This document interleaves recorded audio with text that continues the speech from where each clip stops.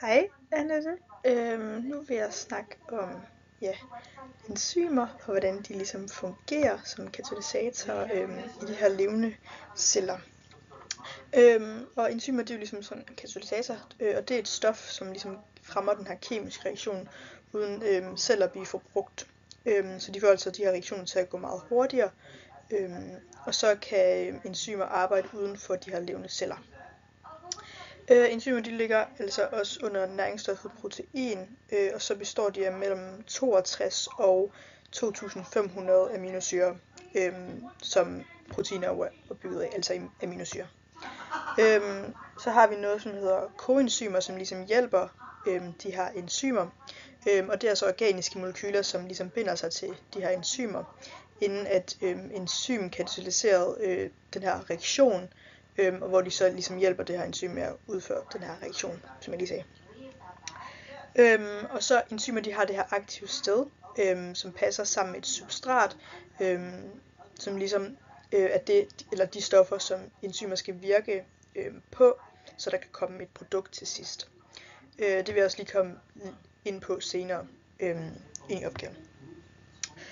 Og så det vil jeg så forklare via en af figurerne. Yes. Nu vil jeg så ligesom forklare om, hvordan sådan man kan se, hvordan substratet det ligesom bliver bundet til enzymet med det aktive center, som man kan se lige her. Og det er egentlig sådan, det aktive center eller sted, det er egentlig det her sted lige her på enzymet, hvor det her substrat det ligesom passer perfekt, sådan ligesom hånd i handske. Ja, og så ved B, der kan man se, hvordan enzymet og substratet de passer sammen, og til sidst ved C'eren, der kan man ligesom se, at man får et produkt udskilt, altså produkt 1 og produkt 2, fra det her enzym, når den ligesom har udøvet sin virkning. Og enzymer, det er jo som sagt sådan proteiner, som har sådan den her aminofrekvens, som altså også er den, der bestemmer cellens DNA.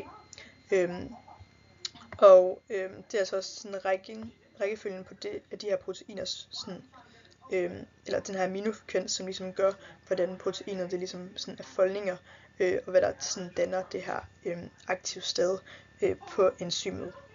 Og den her reaktion, den er altså reversibel, fordi den både går den her vej og den anden vej. Og enzymet det bliver ligesom ikke opbrugt. Ja, og så hernede der har jeg lige sat den her ind, hvor man ligesom kan se, at enzymet på substratet, det giver ES, altså den her i midten, som er B'eren. Og så til sidst der får man ligesom enzymet plus produkt 1 og produkt 2, som er herom. Man ikke lige kan se her bag mig. Ja. Okay, yes. Her på x-aksen, der kan man se substratkoncentrationen, og på y-aksen, der kan man ligesom se den her reaktionshastighed. Yes. Og mens man ligesom er på y-aksen, kan man så se den her reaktionshastighed. Og reaktionshastigheden den stiger ligesom markant med et enzym, som man kan se her på den grønne, og så stiger den ligesom ikke så markant sådan, uden et enzym. Og det er altså fordi vi ved, at med et enzym, der forløber det altså virkelig hurtigere, fordi den her katalysator, som et enzym er, den får de her reaktioner til at gå hurtigere. Og så man kan se, den med enzymet, den stiger sådan lineært og begynder så at runde af, da den begynder at ramme det her sådan optimums værdi. Og det er altså her, hvor alle de her enzymer er i arbejde, og altså de sådan er mættede. Ja.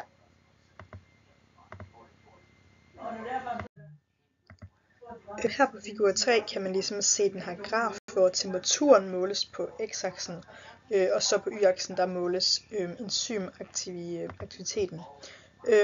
Og det skal ligesom forstås som det antal af sådan substratmolekyler, som et enkelt enzymmolekyl altså kan omdanne på sådan per sekund. Og det der med at den sådan, man kan se at det her ved V, der stiger den indtil den når den her top, som altså er det her optimum, enzymoptimum. Og her der falder den her enzymaktivitet altså brat, og det kan man sådan sige, at det er fordi den denaturerer. Og når sådan enzymet det denaturerer, så er det altså fordi, at en reaktion den er sådan irreversibel. Altså sådan proteinets struktur, den bliver altså ødelagt, og så passer det her enzym og substratet altså ikke længere, som jeg snakkede om i figur 1. Så den mister altså sådan sin biologiske funktion. Og så herover på figur 4, der kan man se sådan enzymaktiviteten, og så lige her om bag mit hoved, der sådan står pH-værdien. Det kan man så ikke se. Og sådan, det er altså ligesom det her med, at sådan aktiviteten den stiger indtil, at de når det her pH-optimum, som ligesom er øverst, og hvor den så falder igen. Og her på den grønne, der vil man ligesom sige, at det kunne fx være spytamylase, fordi at den ligesom har den her pH på 7, som ligesom er det, sådan, som munden den ligesom har. Og så når den ligesom når en højere pH end det, så denaturerer den igen. Og den herovre, det kunne fx være mavesyre, fordi den ligesom har en pH på 2, og så falder den ligesom igen.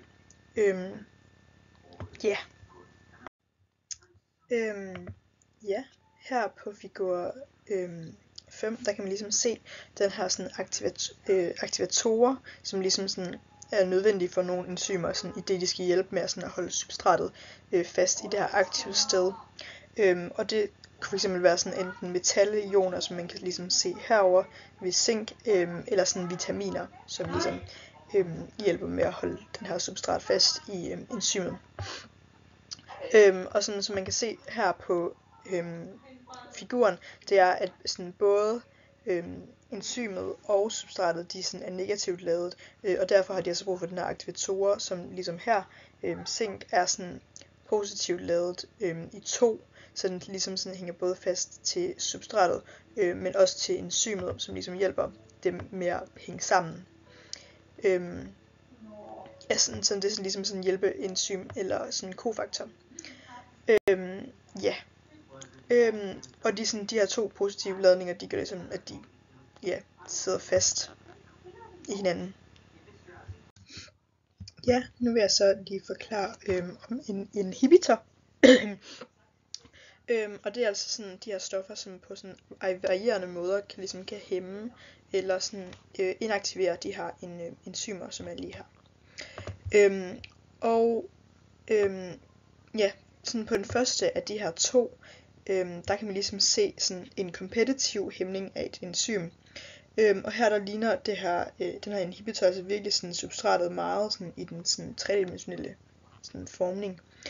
Og der går den altså ind og sådan passer ind i sådan substratet i stedet for ind i enzymet i stedet for substratet. Og det er jo ikke sådan særlig godt, når vi ligesom sådan prøver at få substratet til ligesom at hænge fast der.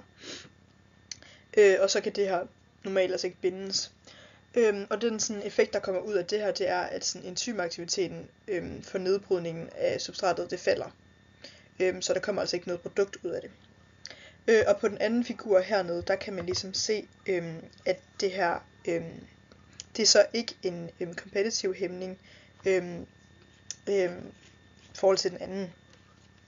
Og der hæmmer den altså sådan den her sådan produktlavning på en anden måde, hvor den ligesom sådan sætter sig sådan fast rundt om substratet, så substratet og enzymet ikke kan virke med hinanden. Sådan, den konkurrerer altså ikke med substratet om at få den her plads på det aktive sted, men binder sig til enzymet ligesom rundt om, som jeg lige prøvede sådan at forklare. Og sådan, så stopper processen helt, ligesom den anden. Det er bare på en anden måde, at den stopper. Det kan man også sådan se lige hernede i bunden, hvor der ligesom kommer sådan streger over, så der kommer altså ikke noget produkt ud. På den her figur, der kan man så se det her rigtig store stivelsesmolekyle, som består af de her lange kæder af glukosemolekyler, altså stivelsesmolekyler, hvor det her A- og B-amylase, de ligesom sådan klipper i molekylet, der ligesom sådan er enzymer, fordi enzymer, de prøver jo at nedbryde stivelse. Og sådan, man kan se på billedet, at, eller sådan på figuren, at det afbilledes sådan, at de her A-amylase, de sådan klipper lidt tilfældigt steder, mens de her B-amylase, de klipper fra enden ned. Så der kommer altså sådan de her 2 maltose ud, i stedet for at den bare sådan klipper tilfældigt, som A gør. Og sådan A-amylase, det er sådan den her endoamylase, og sådan en hydrolyserer den, det gør den.